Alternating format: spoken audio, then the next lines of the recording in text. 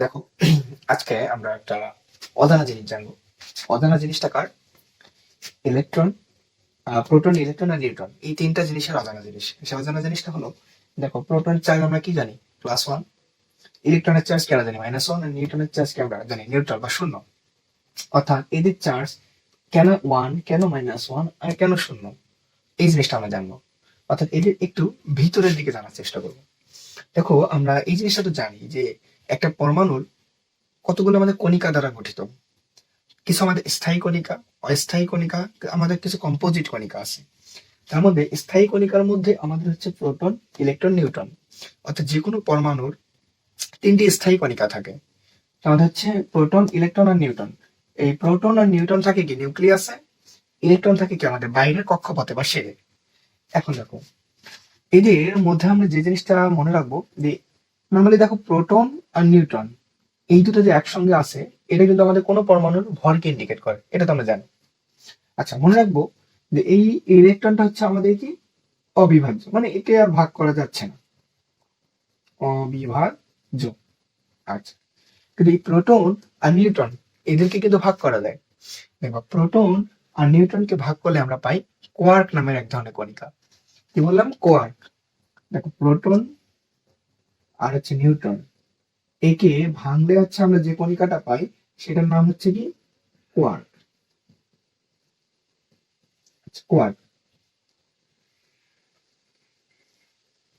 এখন দেখো, এই কোয়ার্ক, এই কোয়ার্ক কণিকা হচ্ছে আমাদের আবার দুই ধরনের। অর্থাৎ একটা হচ্ছে আমাদের স্থায়ী কোয়ার্ক, আর একটা হচ্ছে আমাদের অস্থায়ী কোয়ার্ক। দেখো, একটা হচ্ছে আমাদের স্থায়ী কোয়ার্ক, স্থায়ী কোয়ার্ক, আর একটা হচ্ছে আমাদের অস্থায়ী কোয়ার্ক, অস্থায়ী কোয়ার্ক। আচ্ছা, এই স্থায়ী কোয়ার্ক হচ্ছে আমাদের আবার দুই ভাগে বিভক্ত, আর অস্থায়ী কোয়ার্ক হচ্ছে আমাদের চার ভাগে বিভক্ত। আচ্ছা, সেটা আমরা কি কি জানো? স্থায়ী কোয়ার্ক হচ্ছে আমাদের দুই ভাগে বিভক্ত। একটার নাম হচ্ছে আমাদের আপ কোয়ার্ক, আপ কোয়ার্ক, আরেকটার নাম হচ্ছে আমাদের ডাউন কোয়ার্ক, ডাউন কোয়ার্ক। আচ্ছা, এই অস্থায়ী কোয়ার্ক কি বললাম আমি? চার ভাগে বিভক্ত। সে চার ভাগটা কি? সে চার ভাগটা হচ্ছে, একটা হচ্ছে টপ, আরেকটার নাম হচ্ছে বটম, আমাদের একটু অদ্ভুত। একটার নাম হচ্ছে, দেখো, টপ, বটম, আরেকটা হচ্ছে আমাদের চাম, আরেকটা হচ্ছে আমাদের স্ট্রেঞ্জ, স্ট্রেঞ্জ। আচ্ছা, কি বললাম? প্রোটন আর নিউট্রন হচ্ছে আমাদের বিভাজ্য। এদের দুইজনকে ভাগ করলে আমরা পাই কোয়ার্ক। কোয়ার্ক হচ্ছে দুই ধরনের, স্থায়ী কোয়ার্ক, অস্থায়ী কোয়ার্ক। স্থায়ী কোয়ার্ক দুই ধরনের, আপ কোয়ার্ক, ডাউন কোয়ার্ক। আর অস্থায়ী কোয়ার্ক হচ্ছে আমাদের চার ভাগে বিভক্ত, টপ, বটম, চাম, স্ট্রেঞ্জ। আচ্ছা, এখন আমরা যে জিনিসটা জানবো, মনে রাখবো প্রোটন। প্রোটন কি পি দ্বারা প্রকাশ করা হয়?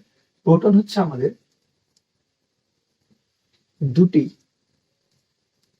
আপ প্লাস একটি ডাউন কোয়ার্ক দ্বারা গঠিত, ডাউন কোয়ার্ক দ্বারা গঠিত। আচ্ছা, আর নিউটন মনে রাখবো কি এর উল্টা। নিউটন হচ্ছে আমাদের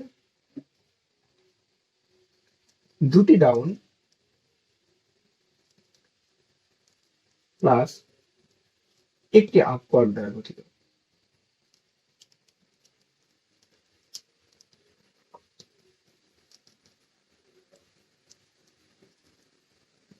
দ্বারা গঠিত।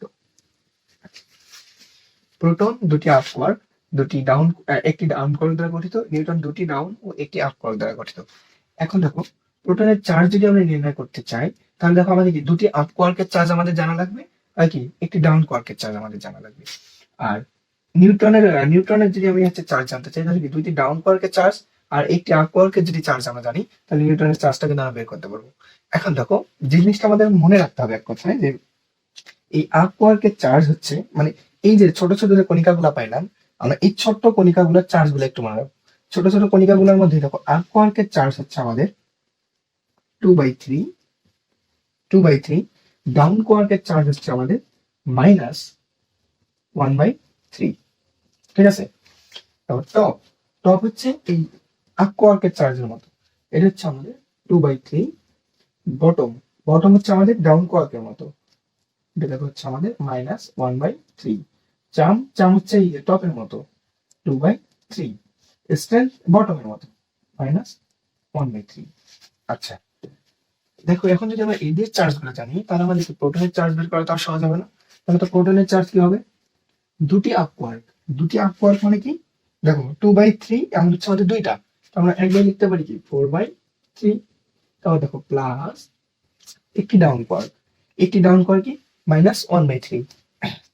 দেখো একবার লিখি, প্লাস মাইনাস আমাদের কি হতো? -1/3।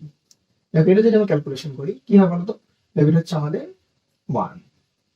দেখো এই ওয়ানটাকে আমাদের ধনাত্মক ওয়ান চলে আসছে, অর্থাৎ +1। অর্থাৎ আমাদের পাইলাম কি, যে প্রোটনের চার্জ হচ্ছে আমাদের +1। বুঝা গেছে? আচ্ছা, নিউটন, নিউটনের ক্ষেত্রে আমরা দেখি, নিউটনের দেখো দুটি ডাউন, দুটি ডাউন মানে কি? ডাউন কি দেখো -1/3, তো দুটি ডাউন মানে কি? -2/3 একবার লিখলাম, প্লাস একটি আপ কোয়ার্ক, একটি আপ কোয়ার্কের আমাদের চার্জ কত? 2/3, 2/3। দেখো দুটো আমাদের যখন কাটাকাটি যায় তখন আমাদের থাকে কি? 0, অর্থাৎ 0। দেখো নিউটনের চার্জ হচ্ছে আমাদের 0 বেড়ে আসলো। তার মানে আমরা বলতে পারতেছি যে প্রোটনের চার্জ কেন ধনাত্মক 1, নিউটনের চার্জ কেন 0, এটার কি বেসিকটা আমরা বলতে পারবো না আজকে? হ্যাঁ, এটা হচ্ছে এটার আসল বেসিক। এখন দেখো ইলেকট্রনের যে আমি বললাম, ইলেকট্রনের চার্জ আমরা কি জানি? -1। আমরা তো এটা জানি যে প্রোটনের অ্যান্টি পার্টিকেল হচ্ছে আমাদের কিন্তু ইলেকট্রন।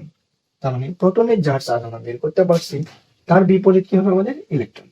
দেখো প্রোটন, ইলেকট্রন আর নিউট্রন প্রত্যেকের চার্জের বেসিকলি আমরা জানতে পারলাম।